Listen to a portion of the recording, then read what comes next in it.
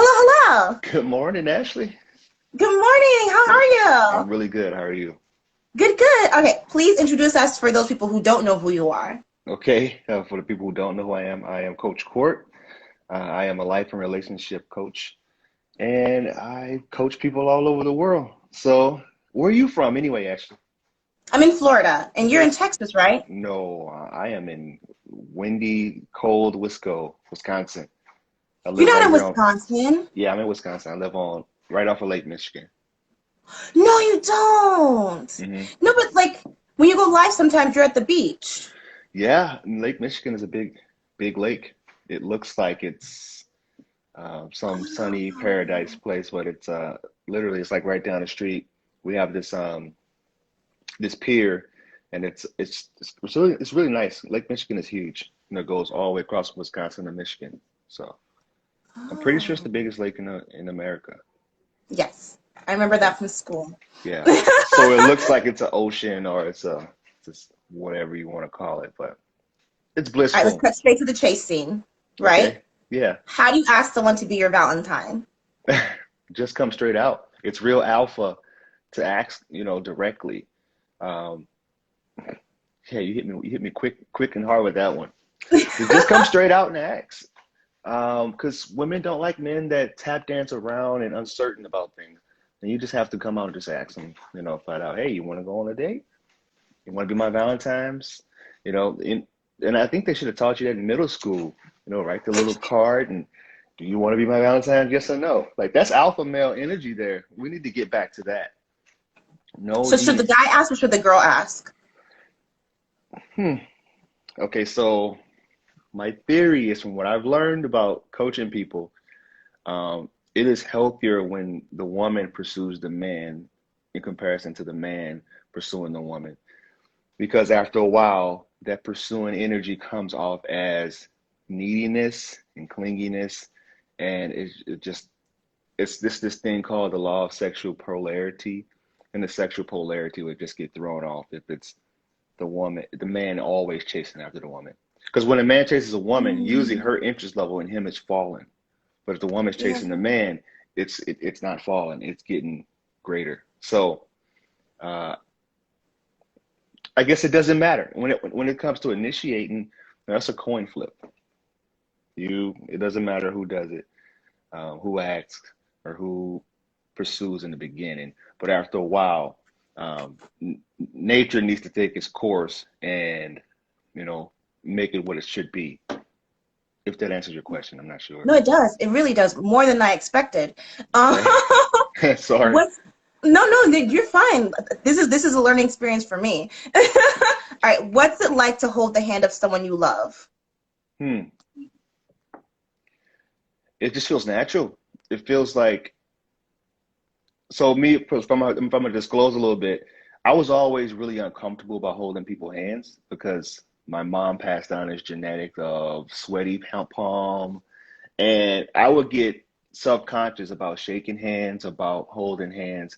So for me personally, it was a little bit of an uncomfortable experience, but after a while, if the woman wants to hold your hand, you do it. She doesn't care if your hands are clammy or if you're uncomfortable about it. It's just kind of like meeting one of those needs. And if it's a need for physical touch, one of the five love languages, if physical touch is one of them, then it's fulfilling. It's Yeah, like it's fulfilling. It feels like home. it feels like home. hmm Oh wow. Okay, okay. So I'm a robot. Okay. Okay. Describe love to me. Describe left. Love. Love. Oh man. Hmm. Love feels like that's a hard one. That's a hard one. Yeah, I guess it's going along the same lines of it feels like home. It feels like certainty. It feels like um, you have that best friend, and you know they'll always be there. They'll always pick up when you call. Yeah. If you need to borrow $5 or $10, they'll always give it to you. It feels like that, but it feels like um, You know, of course, the spark is there too. The attraction is there too. And nature takes care of attraction. You know if you're attracted to somebody from the first time you see them. Um, so love feels like attraction with certainty, with butterflies. Um, you see your future flash before your eyes. I guess you could say it that way. Not to come off as too mushy or No, no, that was perfect. That was perfect. Okay, okay, okay. So, what's the one thing us single people should avoid at all costs for Valentine's Day? Is that oh, the like Disney cup? settling. Don't Okay. settle.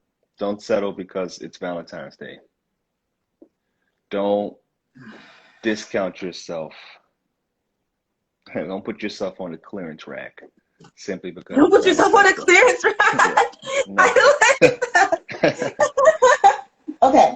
So, should your partner be your only best friend? Well, there is so much trauma around trust issues and um, some people, well, it's a lot of people who have a hard time maintaining that boundary of just being a friend. Mm-hmm. And because there are a lot of um, men who hang around and just kind of wait for you to get out of whatever relationship or situationship you're in so they can swoop in and pick you up. And then there Yeah. are women that do that too, but they're a little bit more covert about it. Like they'll, Covert. yeah, they're a little bit more Like covert they're a about it. spy. They'll just sit back and just, they'll just watch your story and then they women are never really direct after you break up with somebody. They'll just kind of slide in like, hey, how you been? I see coaching's going well. I see work's going well. It's like they don't cut to the chase. They're like, hey, I saw you just broke up. You should let me take you on a date. But men are more like, he was a sucker anyway. You know, they'll slide in and kind of like trying to boost you up a little bit. So should you have more than one best friend? I think once you experience real love, you're not going to want it. You're not going to want anybody else. You're not going to want to communicate your most intimate feelings and your day-to-day um, activities with anybody else. Because then there's this natural boundary that's going to be set in place. So Yeah. True, should true, you? true. No. I guess I would say no. Period. Yeah, period. So let's say that you are interested in someone who you're not officially dating. What hmm should you get them for Valentine's Day? Hmm. That's like whether I should buy them yellow roses or red roses. What's the Uh, difference? it's a big difference. Yellow roses signify more like a friendship type of love. But if you get somebody red roses, that's like, hey, I am like starry-eyed over you. And they can get led on. I've had that happen to me in the past where I just gave roses as like a friendly gesture, and they thought more of it. And I'm like, wow, I'm just trying to be friendly. Like then I look, did the Google. I'm like, wait a minute, red rose, yellow rose. Eek. Oops, Oops. my bad. So keep it something that's friendly, but not too romantic. You know, think of like if you're getting a gift for a cousin or a brother or something. But if it's somebody you're romantically interested in, um, first off, those are things that need to be earned because it's people pleasing and it's a little anxious, attachy if you give something that's like too extreme if you're not even dating. Yeah. So I would be careful about your selection because it can mean a lot. It can subconsciously set something off in them that you didn't intend for it to. And you can, kind of push them away too. If they don't have the same feelings for you and it's not reciprocated, then um, they may like back themselves away. So, what was the question? No, yeah. I, What to get someone for Valentine's Day that you're not dating, but What to get them? you definitely answered the question. Get them a gift card. Get them something that you'll A get gift your brother. Yeah, something like that. card. Don't do red roses unless you're ready to go all in. Let's shoot. Slide in I all your like chips. Try to I shoot your like that shot. answer. Okay, so this is a poem, right? The best part of love is after you break up and remembering the pain. The worst part of love is no longer remembering that pain. End of quote. So why do we attach happiness to the pain that we have connected to people? If that sentence makes sense. Yes, it does. Um, you, hmm, you know, there's a saying, a quote that I heard, which I think is very well true. The opposite of love isn't hate, it's indifference. So once you start to feel indifferent about a person, that's when um, you're starting to move on. You're progressing in your healing process. So if you think about somebody that's an ex and you still feel hate for that person or you feel still pain for that person, that means you're not over them. But Yeah. if you can think about that person and it sparks nothing in you, you know, the song comes on where you had your last Valentine's Day, you ride past there and you don't feel some type of way, you don't turn your head or turn the radio up, then you know that you're in a good spot. Yeah. Because pain, um, I forgot the statistic. I think it's pretty high. I think it's like 80 or 90% of our pain will come from the person that we decide. Our pain or pleasure will come from the person that we decide to spend our life with. Wow. I'm pretty sure it's like really high, like 90% at least. So that one decision is going to cause a lot of emotions in you, stir up a lot of emotions.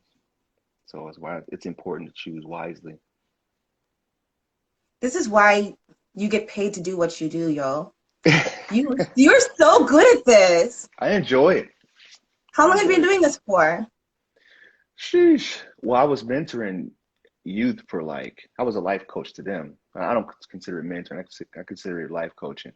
I was doing that for about 14 years. That was with Oh wow. at risk youth, all teen boys. Oh wow. And I've been life coaching, relationship coach. I made that transition over the past couple years. It was a smooth transition because it's something I've always done. So it's kind of like widened my palette a little bit. And then I got into more of my spiritual side too. So that helped a lot. It helped me make a lot of different decisions that I was struggling to make. So two I really years enjoy your at least. I really enjoy your reels. Yeah, those are all Yeah, I'm TikToks. definitely I'm definitely like a person of the new millennium where it's like Yeah, my attention span is very, very short and like you get right to the point. And I'm like, yes, this is don't make me sit through a 20-minute video. Like just yeah. give me that 15-second point and I'm like, bam, absorbed. Like Yeah, every that's why TikTok blew up so well because we have short attention spans. Think about it. Everything that we have in our life, it's you're either going to pay for the cure or convenience. You know, those are wow. the two things you're going to pay for. You're going to pay for, all right, give me the answer and I want it conveniently. So TikTok was like, all right, we're going to hit that because everybody knows that in order to on YouTube, in the world of YouTube, you lose the audience attention within the first, I want to say 3 to 5 seconds. Yeah. If you can't hook them in within 3 to 5 seconds, they won't even watch any of your videos. So They sorry, I apologize. They teach you that in film school as well. They say the first 2 or 3 minutes, if you don't grab their attention in film, they're yeah, not gonna watch the movie. yeah, yeah, and that's why they always intro the movies with if you think of like a movie like The Dark Knight, you know, it's explosions, everybody's got all the perks, all the gear, and then after that they get all stripped away. Like somebody gets hurt, somebody gets killed, and then it's like, well, we're starting all over. Now you got to watch and see how he builds back up to that point again. Yeah. So Yeah. um, that's what TikTok did. TikTok, like I'm gonna give it to you right now, quickly, and um, we're gonna keep it in very short doses. So that's and those are all TikTok videos I'm just repurposing on the reels. And honestly, my TikTok following is a lot larger than it is here, which is interesting because I've been trying to master this platform for a while, and it's tough. You and everyone else, buddy. You All have to right. pay. So You have to pay to play. where can we find you though? Where can we like you, stalk you, follow you, all that fun stuff? TikTok, it's same as here, same as my handle here. I am Coach Court over there on TikTok.